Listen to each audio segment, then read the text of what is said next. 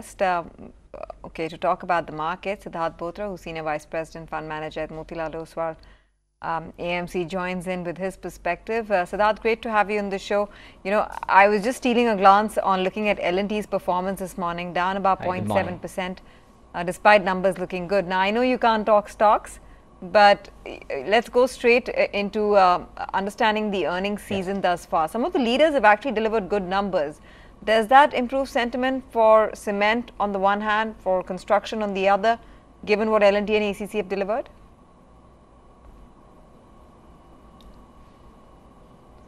I think definitely, if you look at it, the markets had been weak and struggling for the last 1-2 months. The only reason it's come back so strongly is because of the strong numbers that we have seen since the beginning of this earnings season. I think roughly around 30-35% of the large companies have reported numbers, and the numbers, most of the numbers have kind of been very strong. Many have beaten the general consensus estimates.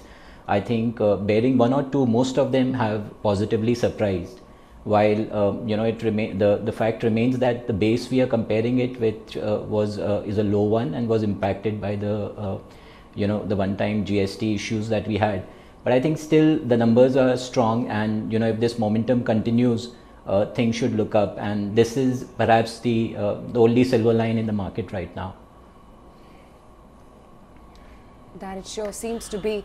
But Siddharth, do you believe that perhaps the mid-cap sell-off could soon be drawing to a close, and the price-wise damage at least may be done, while it may last a little bit longer, but that will only be time-wise consolidation that we may have at our hands?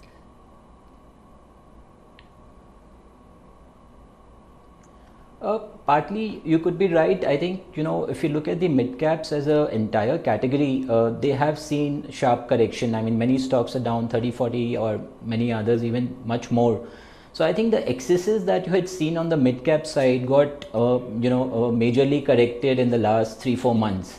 Going forward, I think it's gonna be very stock specific. My view personally is that the kind of polarization that you had seen in the last 3-4 years between large caps and mid caps will be a thing of future. Going forward, you will not see such a big variance or such major polarization in the market. And within mid caps, companies which have strong earnings growth, companies which have good management and a secular growth, they will continue to do well. But I think the period where any and every company was moving up, and the mid cap side there was so much of excesses happening. I think that is for the time being that I can think of is definitely behind us and not coming back anytime soon. Where would you be underweight in this market, Siddharth? Sorry, I didn't get you. Where would you be underweight? Where would you be cautious in this market?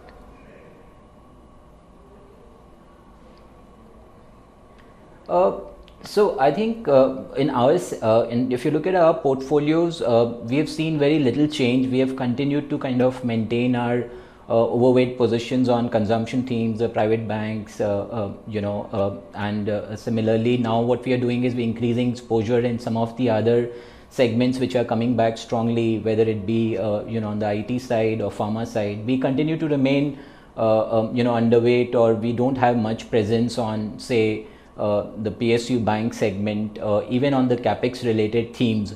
Currently we are underweight because we're not seeing things actually turn around on the ground. PSU banks, do you expect them to turn around? Is there a contrarian conviction building there?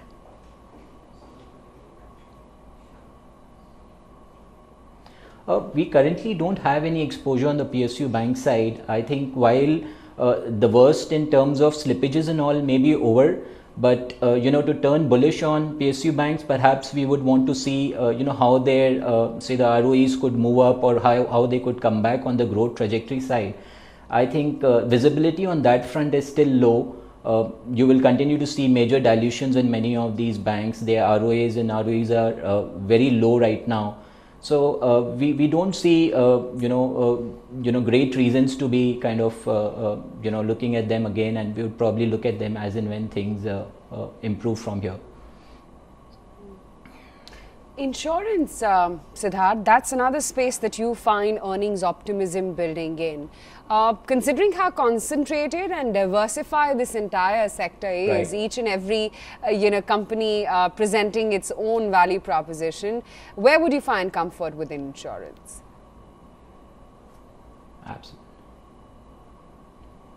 I think you're right. Within insurance also, different companies have completely different strategy, and you need to be very company specific. So if you look, the big opportunity in insurance is on the protection or the term insurance side. There are some companies whose, if you look at the annual AP, almost 18-20% of that today is comprised of term and protection insurance. And the way they are growing, it could probably in 4-5 years time could be close to 30-40%.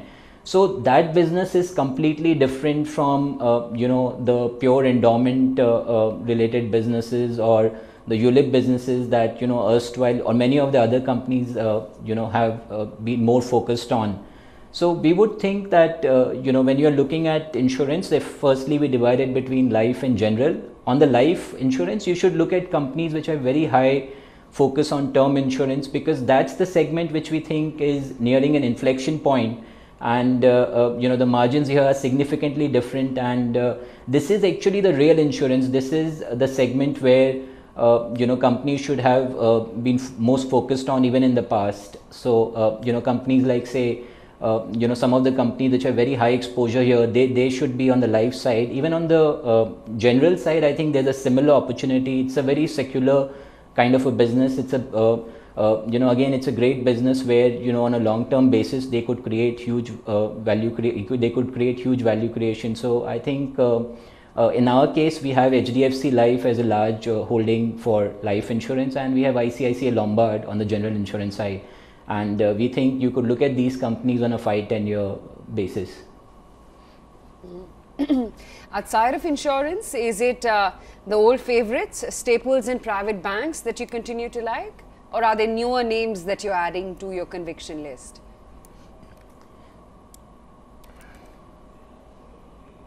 That's right. The earlier ones, they continue to look attractive, whether it be on the auto side, the private banks, and some of the consumption names.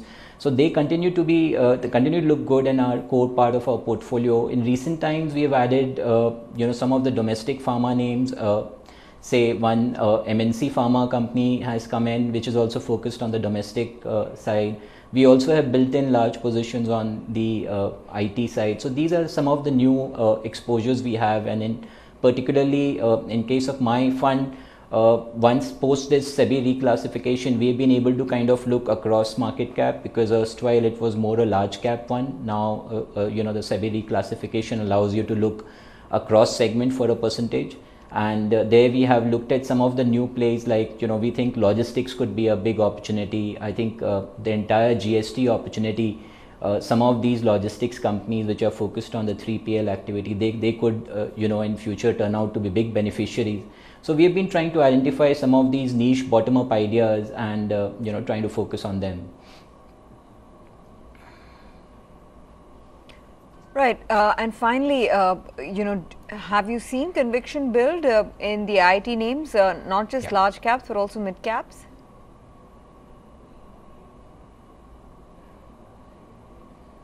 Definitely, I think the digital transformation there is for real. I think the segment which used to be like 20-30% for many of these companies now is turning closer to 40-50%, and that's a segment which continues to grow very strongly. I think if you look at across the segment, I think the valuations here, especially on the large cap side, continue to look fair and in some cases attractive. So I think the large cap IT companies, and even on the mid cap side, you have lots of opportunity. In our case, we have 2 IT companies in our portfolio. We have TCS and we have emphasis on the mid cap side. So we have one. These are the 2 companies we have on the IT in our portfolio. Okay, Siddharth, good chatting with you as always. Thanks so much for taking the time out and joining in on the show today. Ambuja Cements, look at that one. 8%